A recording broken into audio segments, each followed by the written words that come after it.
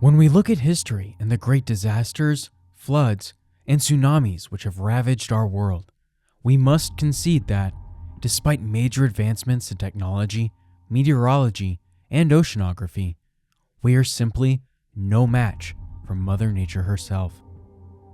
As we observe the 2004 tsunami, a natural disaster that killed more than 225,000 people across Indonesia, Sri Lanka, as well as many other countless communities, it goes without saying that we are defenseless against the rage of the ocean. As we continue to grow this channel, we will uncover and detail more and more of these horrifying events and investigate the most dangerous oceanic territories known to man. In this video, we will examine the Bering Sea, a body of water that connects the Pacific Ocean to the Arctic Ocean and is located north of Alaska's Aleutian island chain and south of the Arctic Ocean's Beaufort Sea. The area is considered to be one of the most treacherous, no-go stretches of water for sailors, maritime coordinators, and fishermen who attempt to catch thousands of pollock and salmon during each adventure. So what is it about the Bering Sea that makes it so dangerous? Where is it located? What is its history? What critical hazards await those who attempt to defy the odds and take on Mother Nature's death trap? Join us on this episode as we head towards the Bering Sea.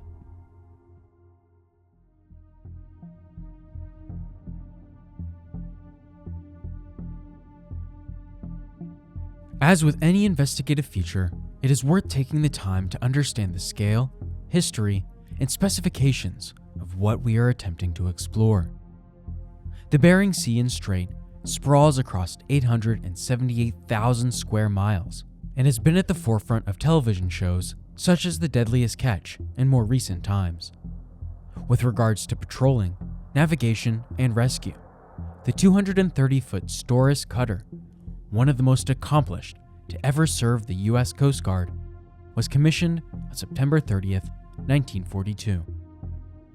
After World War II, the watercraft was stationed across America and Canada and was restationed in 1957 to her home port in Kodiak, Alaska, where she participated in numerous search and rescue operations, as well as providing medical care to remote Alaskan villages.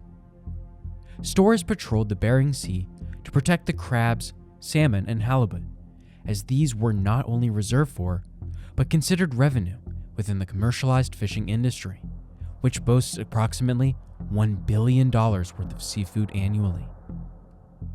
The Sea and Strait itself is the northernmost part of the Pacific Ocean, where the north end connects with the Arctic Ocean through the Bering Strait. The maximum width from east to west is about 1,490 miles, and from north to south, approximately 990 miles. Despite this vast calculative area, the Bering Strait is actually quite shallow, with each passage dropping to depths of approximately 100 to 165 feet. Sea levels fell dramatically during the Ice Age in this region, which subsequently gave rise to various plants and animals.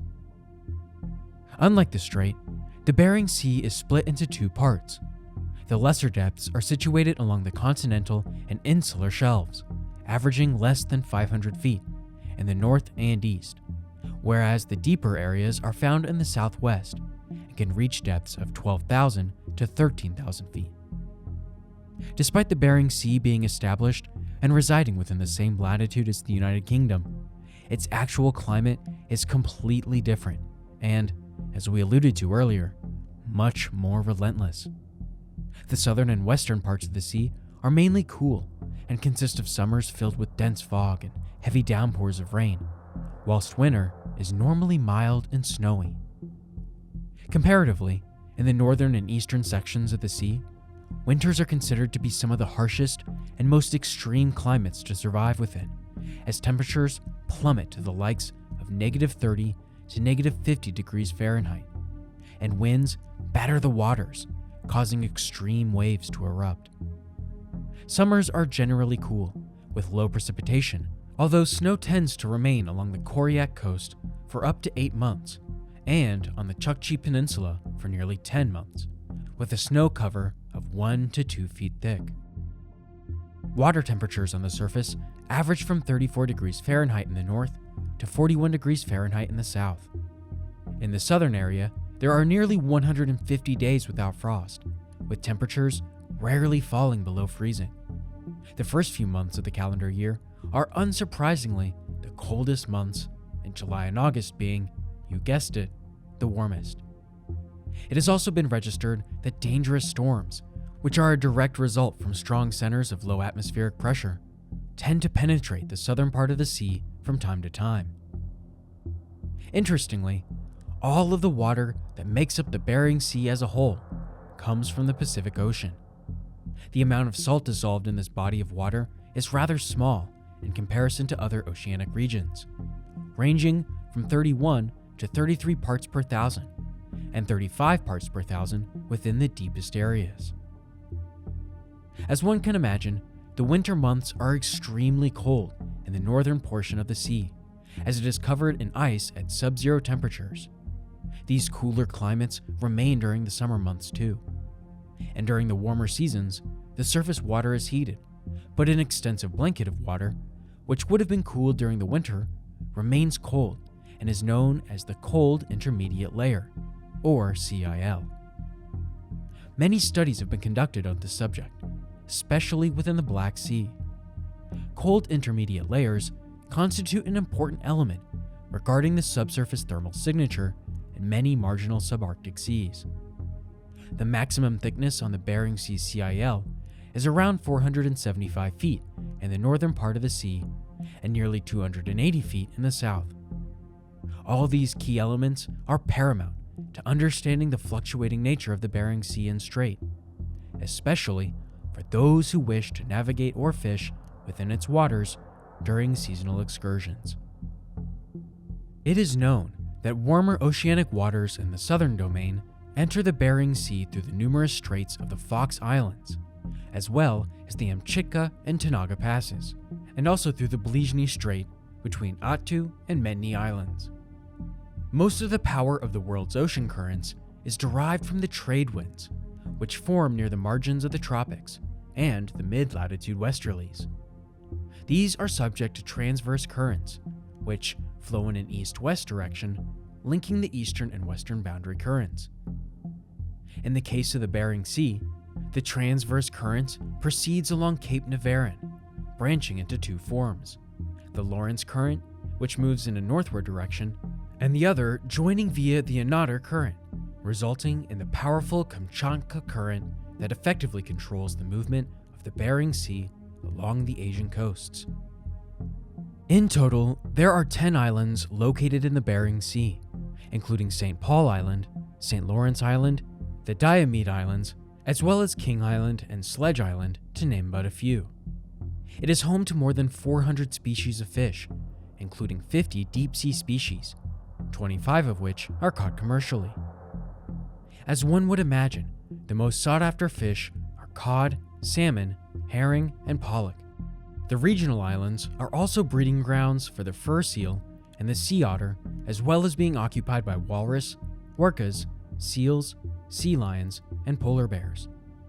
The surrounding waters encounter humpback, bowhead blue, and gray whales who migrate to the Bering during the summer season in order to feed. From a professional and marketing perspective, the Bering Sea is famous for its prominent fishing trade. Known for being advantageous and highly profitable industry, fisheries work in partnership with some of the largest seafood companies across the globe. King crab, Apilio, and Tanner crabs, Bristol Bay salmon, and pollock are big business in the field, amongst many others. The location of the sea itself, as well as the abundance of resources and almost secretive connections within the food megacorp, have lasted for decades amongst fisheries and their affiliates, and shows no sign of slowing down. Figures have shown that commercial fishing on the United States side has reached $1 billion worth of seafood per year, with Russia coming in at a close second with approximately $600 million annually. Now that we have covered a little bit more on the financial side, let us now turn our attention to the more dangerous aspects of the Bering Sea. The waters are widely considered to be some of the most treacherous and terrifying to operate within and to navigate across, especially during the winter months, when severe weather storms turn most of the surrounding infrastructures to ice. Exceptionally strong winds have seen waves reach more than 50 feet in height, as well as intensifying tidal currents, rainfall, and dense fog, causing major havoc for sailors and fishermen. During the winter, ice cover in the northern region is extreme, reaching the southern coasts of Bristol Bay and the Kamchatka around springtime. After this long spell of rotating weather fronts, the melting of ice begins in May and lasts until July before the cycle occurs all over again. With global warming being front and center of global politics, as well as an important topic amongst the general population, observing, recording, and chronicling the Bering Sea's temperatures, sea life, and business potential must seem like a daunting task. And yet, there are some who relish the opportunity to take such challenges and broadcast it on television for our amusement. What many would consider just another business venture, shows such as these aforementioned reality programs offer viewers the chance to see firsthand what it is like to tackle difficult bodies of water, such as the Bering Sea, as well as providing some humor and entertainment in the process. The Discovery Channel has showcased countless television shows dedicated to the natural world, wildlife, and oceanic activities, none more so than the popular Deadliest Catch program, which has been on our screens since 2005. The show follows the lives and adventures of crab fishermen aboard fishing vessels in the Bering Sea during the Alaskan king crab and snow crab fishing seasons, with the majority of the action taking place in the Aleutian Islands port of Dutch Harbor, Alaska. As the name of the show suggests, each episode documents the serious undertakings of the fishing in the Bering Sea, where the risk of injury and death is an ever-increasing possibility. The program is shot from various angles aboard multiple fishing boats, where the crew interact with the audience whilst completing their chores and taking on the elements as they go in search of crabs. It is certainly nail-biting entertainment, but has also attracted the attention of the Bureau of Labor Statistics, who studied the show and investigated the daily hazards of working in the Bering Sea. The biggest and most critical issue for those on deck would be the lack of sleep time during rotational shifts. According to the Bureau, hunting and fishing workers are at the greatest risk of encountering an injury or worse whilst at work. One engineer, who has experience working in the industry, was interviewed and his comments were posted on the social media website Reddit. According to the worker, lack of sleep is indeed the most difficult threat to one's safety and to their colleagues. He stated that he was once kept awake for nearly 40 hours straight on 3 separate occasions over just a 15-day period. His sleep patterns were completely unnatural and affected his health. The longest period of uninterrupted sleep he was able to have was just 3 hours. It is not surprising that anyone suffering from lack of sleep is not only a danger to themselves, but also to those around them, especially if one is operating heavy machinery and tackling extreme weather conditions. A healthy adult is encouraged to have between 7 and 9 hours of sleep each day to maintain a normal, active lifestyle, and to function during the rest of the day in general. Those who encounter sleep deprivation can experience memory loss, concentration issues, high blood pressure, and fatigue, both physically and mentally. In 1920, the United States Congress passed what is known as the Merchant Marine Act, or the Jones Act. The decree includes numerous provisions that monitor and manage how ships operate when transporting goods manufactured in the United States. It also permits any injured sea person to bring legal charges to his or her employer in the state or federal court of their choice, which is supported by those who work in the industry, as without this law, they are not eligible for workers' compensation. Therefore, anyone injured at sea has the right to seek and hire an experienced marine accident attorney for support and information regarding a claim or intent to sue, which can be life-changing for those unfortunate to suffer at the hands of Mother Nature. So there you have it. As we watch television shows such as Deadliest Catch, amongst others, we tend to forget just how dangerous and perilous the likes of the Bering Sea can be. It takes dedication, bravery, and complete concentration to even attempt journeying into such territory, especially due to the harsh temperatures, high waves, and rugged terrain.